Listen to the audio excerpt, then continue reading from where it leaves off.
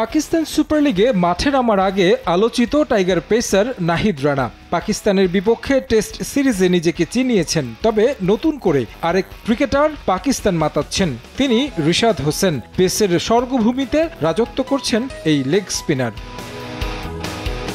বারবার সুযোগ আসলেও খেলা হয়নি কোনো ফ্র্যাঞ্চাইজি লিগ। এবার সুযোগ পেয়ে নিজের জাত চেনালেন। শাহিন শাহ আফ্রিদির লাহোর কালান্দার্সের হয়ে সুযোগ এসেছে পিএসএল-এ। বোর্ড পুরো মৌসুমের জন্য ছাড়পত্রও দিয়েছে। প্রথম ম্যাচে সুযোগ না পেলেও দ্বিতীয় ম্যাচের একাদশে জায়গা পেয়ে বুঝিয়ে দিলেন কেন তিনি স্পেশাল। নিয়েছেন 3 উইকেট, দলকে জয় উপহার দিয়েছেন।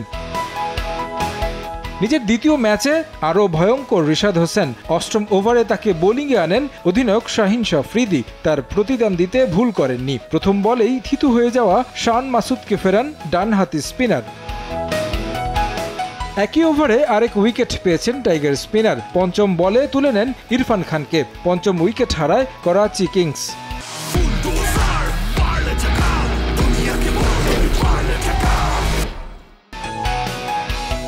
প্রথম ওভারে চমক দেখানোর পর আবারও তার হাতে বল তুলে দেন লাহোর অধিনায়ক। এবারও হতাশ করেননি, নিজের দ্বিতীয় ওভারেও পেয়েছেন উইকেটের দেখা। আব্বাস আফ্রিদিকে তুলে নেন তিনি। নিজের তৃতীয় উইকেট শিকার করেন রিশাদ।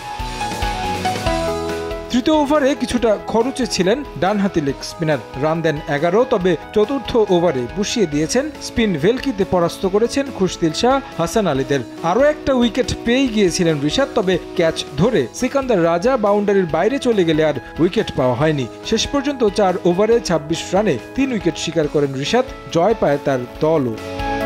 তারেক হাসান শিমুল, সময় সংবাদ।